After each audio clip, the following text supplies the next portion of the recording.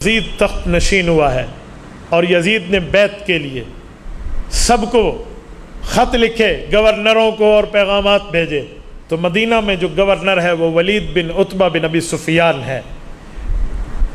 یہ یزید کا رشتے میں تو ایک چچے کی حیثیت لگتی ہے۔ جب ان کے پاس خط آیا کہ سب مدینہ کے بڑوں سے بیعت لو، ان میں حضرت حسین کا رتبہ بہت بڑا رتبہ ہے۔ سیدنا حسین ابن علی رضی اللہ عنہ کی بیعت کے سلسلے میں بلایا گیا، عبداللہ بن زبیر کو بلایا گیا۔ عبداللہ بن زبیر نے تو فرمایا میں مصروف ہوں، وہ مکہ شریف چلے گئے تھے۔ حضرت حسین نے فرمایا مجھے آپ سوچنے کی مہلت دیں۔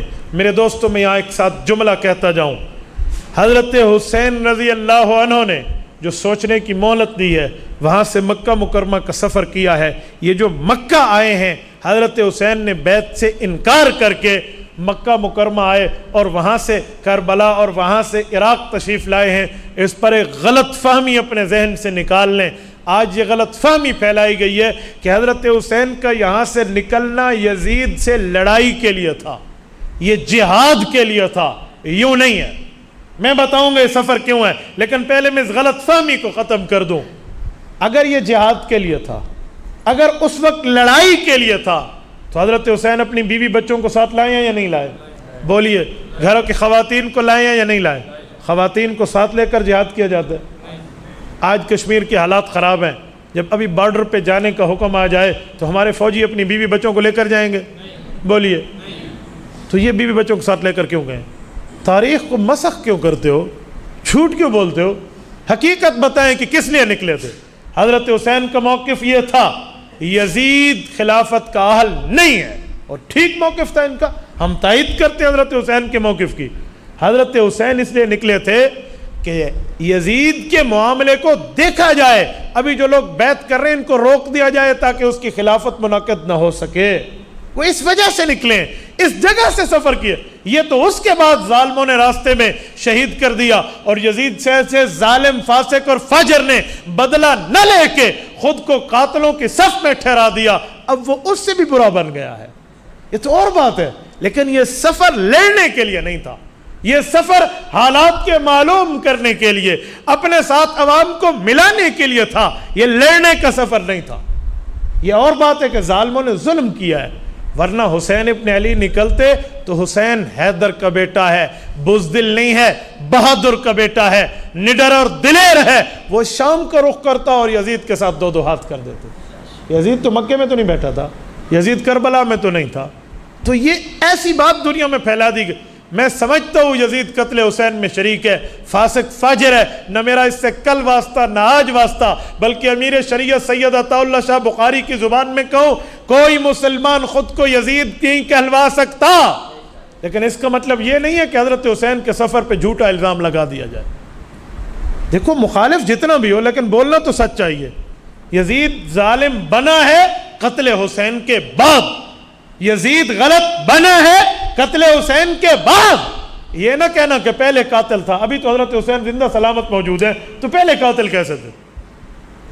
حضرت حسین ابن علی کا سفر ہوتا ہے مدینہ منورہ سے مکہ معظمہ۔ مکہ معظمہ میں آ کر انہوں نے حالات تسلیم کیے، دیکھا، پتہ چلا، کہا مجھے تو عراقیوں نے خط لکھے ہیں اور خطوں کے ڈھیر آئے ہوئے ہیں، لہٰذا مجھے ان کے پاس جانا چاہیے کہ بات کیا ہے۔ اگر یہ میری بات کی وجہ سے راہ ہدایت پہ آتے ہیں تو بالکل ٹھیک ہے۔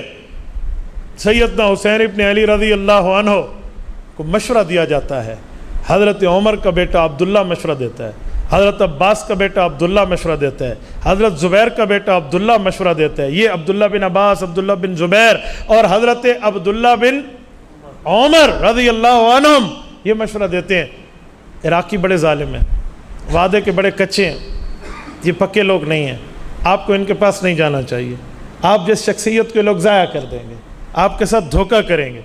حضرت حسین فرماتے ہیں میرے پاس اتنے خطوط آئے ہیں، اب انکار کی گنجائش کیا؟ سینکڑوں کی تعداد میں خط تھے۔ تو ان بزرگوں کے اصرار پر حضرت حسین نے فرمایا ٹھیک ہے میں جاتا نہیں ہوں، لیکن پہلے میں اپنے چچا زاد مسلم بن عقیل رضی اللہ عنہ کو بھیجتا ہوں کہ وہ جا کر دیکھیں وہاں کے حالات کیا ہے، اگر حالات موافق ہوئے تو میں چلا جاؤں گا، ورنہ نہیں۔ کہا جی بالکل ٹھیک ہے۔ حضرت حسین نے بندہ بھیجا ہے۔ جب یہ وہاں پہنچے، اس وقت تک یہ کوفی بے ایمان نہیں ہوئے تھے، اس وقت تک یہ وعدہ خلاف نہیں ہوئے تھے، اس وقت تک یہ بے وفا نہیں ہوئے تھے، انہوں نے مسلم بن عقیل کے ہاتھ میں بیعت کر کے باقاعدہ حمایت کا یقین دلایا۔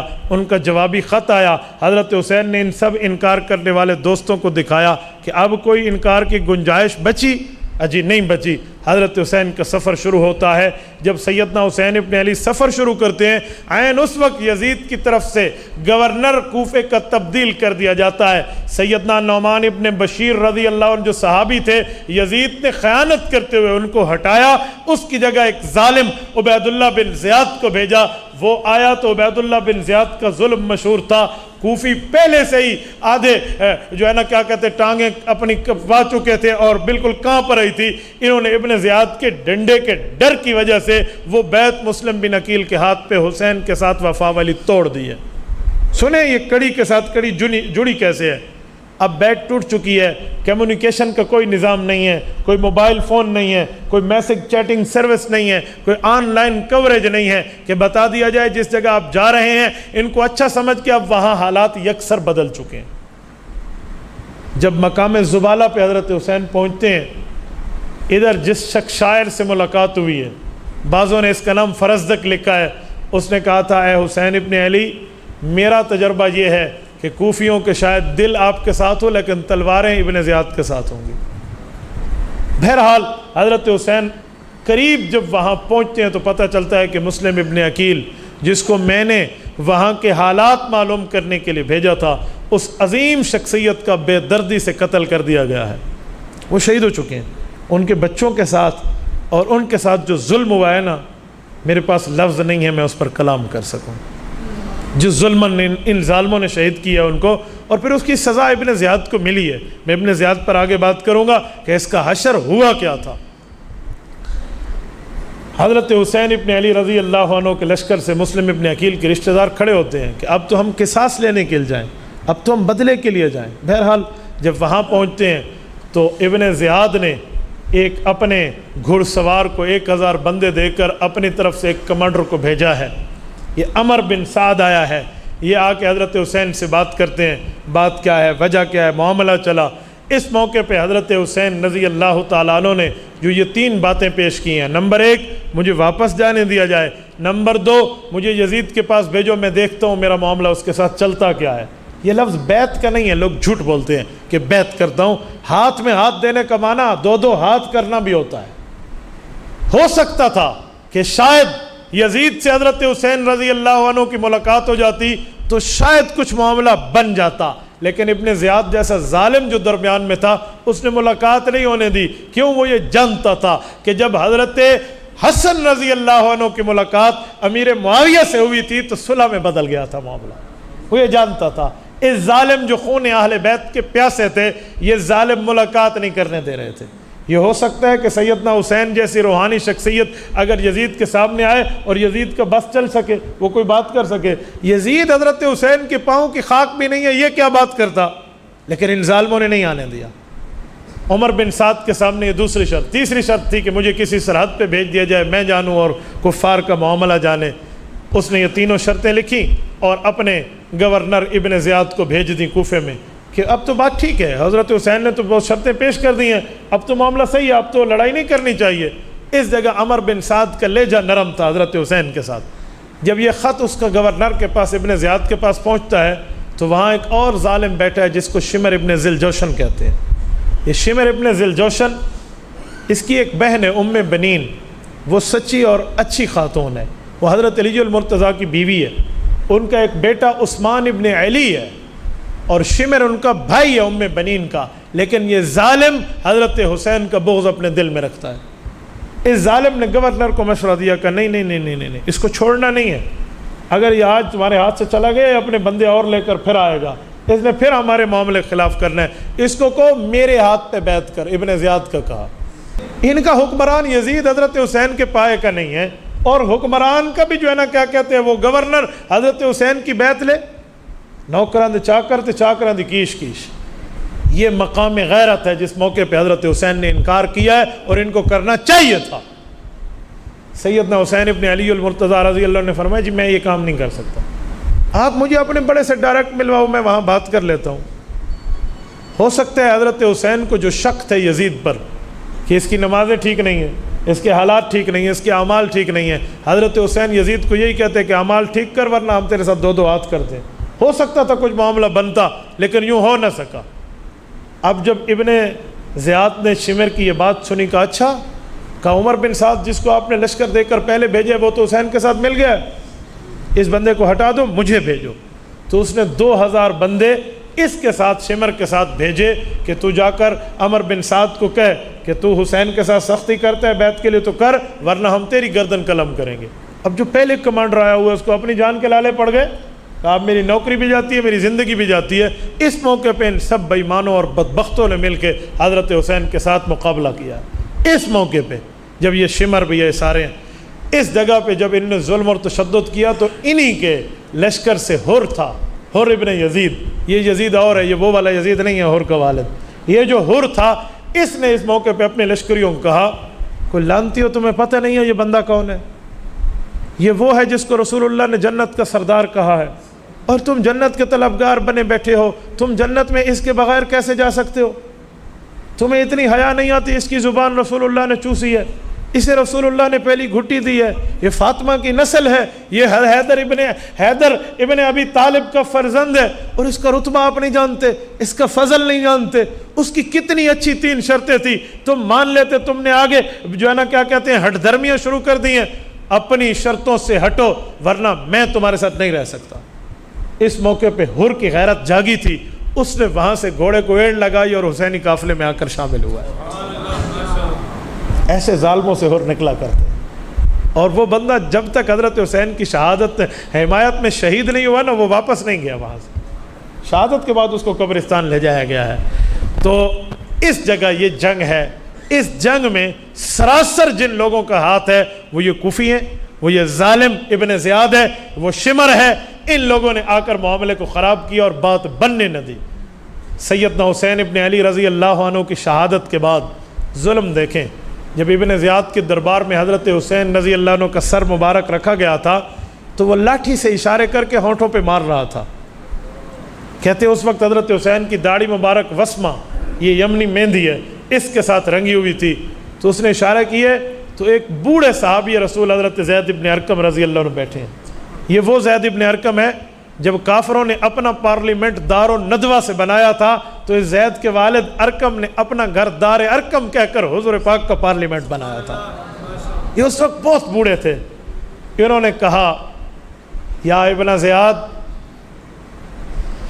اللہ اکبر، ترمذی میں لفظ موجود ہے، کہا ظالم عارض عن قضیبک ولقد رأیت رسول اللہ صلی اللہ علیہ وسلم مرارا یلازمہ، کہا اپنی اس لاٹھی کو اے بدبخت یہاں سے ہٹا دے، میں نے ان ہونٹوں کو کئی بار رسول اللہ کو چومتے دیکھا، کئی بار حضور پاک علیہ السلام کو چومتے دیکھے، اپنے یہاں سے ہاتھ ہٹا لو۔ اس کے بعد ان ظالموں کو ظلم دیکھیں، انہوں یہ لشکر شام بھیجا ہے یزید کے پاس۔ یزید کی سب سے بڑی خامی جو اس کو برباد کر کے لے گئی ہے اور دنیا آج یزید پر جو ہے نا کیا کہتے ہیں تف کر رہی ہے، اس کی بنیادی وجہ یہ ہے جب اس کو قتل حسین کی خبر ملتی ہے تو اس کو چاہیے تھا یہ ان قاتلین کا کلا کما کرتا، یہ حضرت حسین رضی اللہ عنہ کے قتل کا بدلہ لیتا، نواس رسول کی شہادت، ان سب کے خونوں سے حسین کا پسینہ افضل تھا، کوئی عام بات تو نہیں تھی۔ لیکن اس نے کیا بدلہ لیا ہے؟ صرف لان تان بدلہ ہوتی ہو، تم ظالموں کو اللہ ذلیل کرے ہو، کیا کر دیا، یوں کہہ کے یزید نے بات ختم کی ہے۔ اس سے سمجھ آتا ہے کہ تو اندر سے قاتلوں کے ساتھ ملا ہوا ہے، اس سے سمجھ آتا ہے کہ تیرے معاملے خراب ہیں۔ اس نے تو کچھ نہیں کیا ہوا۔ حالانکہ جب اہل بیت کی خواتین یزید کے محل میں گئی تھی تو اہل بیت کی خواتین میں سیدہ زینب رضی اللہ عنہا حضرت حسین کی بڑی بہن موجود ہیں، حضرت علی کی بڑی بیٹی ہیں۔ یہ جب یزید کی بیوی سے ملتی ہیں تو یزید کی بیوی کی چیخیں اور آہیں سنتے لوگ نظر آتے ہیں، وہ رونے لگ گئی، گھر میں کوہرام مچ گیا کہ یہ ہوا کیا ہے۔ بلکہ بعض تواریخ نے لکھا ہے کہ یزید کی بیوی اپنے سر سے دوپٹہ ڈالنا بھول گئی تھی، اس کے دربار میں آ کے کہا تھا یہ کیا قیامت برپا کر دی ہے تم نے۔ تو اس موقع پہ اس نے یزید نے اپنی چادر اٹھا کے بیوی کے سر پہ رکھی، کہا تو گھر جا، ہم معاملہ سنبھال لیں گے۔ لیکن کوئی نہیں سنبھالا، ان لوگوں نے کوئی نہیں سنبھالا۔ یہ ابن زیاد جیسا ظالم ہے جس نے یہ کام کیا ہے، اور رب نے اس لانتی کے ساتھ جو حشر کیا وہ یاد رکھے گا۔ یہ مختار ثقفی کے ہاتھوں قتل ہوا ہے، اور اس کا سر اسی جگہ جس جگہ اس نے حضرت حسین کا سر رکھ کے لاٹھی ماری تھی اسی گورنر ہاؤس میں مختار سقفی کے سامنے اس ابن زیاد کا سر رکھا گیا تھا، اور اس کی لاش کو اس کے اوپر اس نے یہ کیا کہتے ہیں باولے کتے چھوڑ دیے تھے اور کتوں سے اس کا گوشت نچوایا تھا۔ یہ ظالم بچے نہیں ہیں، پھر ان کے ساتھ فردن جو معاملہ ہوا ہے پھر مختار سقفی کے ساتھ یوں ہوا ہے، پھر اس کا سر اسی جگہ رکھا گیا جس جگہ ابن زیاد کا رکھا گیا۔ ان سب ظالموں کے ساتھ یوں پے در پے ہوا ہے، اور اس موقع پہ ان ظالموں کو حضرت زینب رضی اللہ عنہا نے جو ان کے خلاف دعا کی ہے وہ تاریخ کے انمٹ نقوش ہیں۔ حضرت زینب نے فرمایا تھا میرا بھائی قرآن کا حافظ، میرا بھائی قرآن کا قاری، تم نے میرے بھائی کا خون بہایا، ناجائز بہایا، نہ حق بہایا، رب نہ تمہیں قرآن نصیب کرے بلکہ اللہ رب العزت تمہیں ذلیلت اور ذلیل بنا کر دنیا میں پیش کرے۔ وہ وقت اور یہ وقت قاتلین کو قرآن کا حساب اور قرآن کی دولت نہیں ملی، یوں قرآن کی دولت سے نہ قاتلین حسین میں قاری کوئی ہے نہ قاتلین حسین میں حافظ کوئی ہے۔ اس سیدہ کی بد دعا ہے، اس سیدہ کا جملہ ہے، وہ جو جملہ کہہ گئی تھی کہ میرا حافظ تم نے مارا ہے، تمہارا حافظ کوئی نہ ہو، میرا قرآن کا قاری شہید کیا ہے، تمہارے قرآن کے ساتھ واسطہ کوئی نہ ہو۔ اور وہی ہوا ہے، یہ وہی ہوا جو ان کے ساتھ تاریخ میں جو ہوا ہے وہ دنیا نے دیکھا ہے۔ آج ان کے نام لوگوں کو بتاؤ تو لوگ جانتے نہیں ہیں، لیکن حسین کل بھی زندہ باد تھا، حسین آج بھی زندہ باد۔ حسین یزید کے سامنے نہیں جھکا تو ان یزیدیوں کے سامنے کیسے جھکے گا؟ اور میرے دوستو، یہ 10 محرم الحرام عصر کی نماز سے پہلے کا ٹائم ہے، سن 61 ہجری۔ سیدنا حسین رضی اللہ تعالیٰ عنہ کی عمر 54 سال ہے اس ٹائم، 54 سال، ایک روایت میں آتا ہے 58 سال ہے۔ اتنی عمریں ہیں سیدنا حسین ابن علی رضی اللہ تعالیٰ عنہ کے ساتھ ان لوگوں نے اس لشکر میں یہ کام کیا ہے۔ یہ جو دنیا میں پھیلائے جاتے ہیں نا کہ اہل بیت کی خواتین نے سروں سے چادریں اتار لی تھی، اس جھوٹ جیسا دنیا میں کوئی اور جھوٹ نہیں ہے۔ یہ زینب اہل بیت کی وہ اہم ترین شخصیت ہے جس نے اپنی ماں فاطمہ سے حیا سیکھا ہے۔ وہ فاطمہ جس نے فرمایا تھا میرا جنازہ رات کو اٹھے غیر محرم کی نظر بھی میرے جنازے کی چادر پہ نہ پڑے، یہ اس کی بیٹی ہے، اسے سر ننگا نہ کہو۔ یہ شہادت حسین سے بڑے ظلم کی بات کر رہے ہو، وہ تو مردوں کا مسئلہ تھا، یہ عورتوں کا مسئلہ ہے۔ ان عورتوں نے حیا کی چادر اپنے اوپر سے اتار لی ہے، تو پھر دنیا میں کون ہے جس کے سر پہ حیا کی چادر ہے؟ اوہ حیا تو ان کے گھر کی لونڈی ہے، اوہ حیا تو ان کے گھر سے دنیا میں تقسیم ہوتا ہے، اور آپ کو اس نے سر سے نعوذ باللہ دوپٹہ نکال کے آہو فغاں شروع کر دی تھی۔ یہ اہل بیت اور شہادت حسین کے نام پہ دھبا ہے، اس کا حقیقت سے ٹکے کا کوئی واسطہ نہیں ہے۔ اور یہ فاطمہ کی شہزادی ہے، یہ علی المرتضیٰ کے سینے پہ کھیلنے والی اس کی اولاد ہے، اس کے لیے جملہ کہہ دیں کہ اس نے سر سے چادر اتار لی ہے۔ اگر اس جگہ بھی آپ کو یہ جملہ کہنا ہے تو پھر تمہارا دل ہے، یہ اہل سنت والجماعت کا دل نہیں ہے۔ شہادت کا یہ معنی تھوڑا ہے کہ جو مرضی ہے جھوٹ بولتے چلے جاؤ، جو مرضی ہے تم کہتے چلے جاؤ، جو مرضی ہے اہل بیت کے خلاف بکتے چلے جاؤ، یوں نہیں ہے۔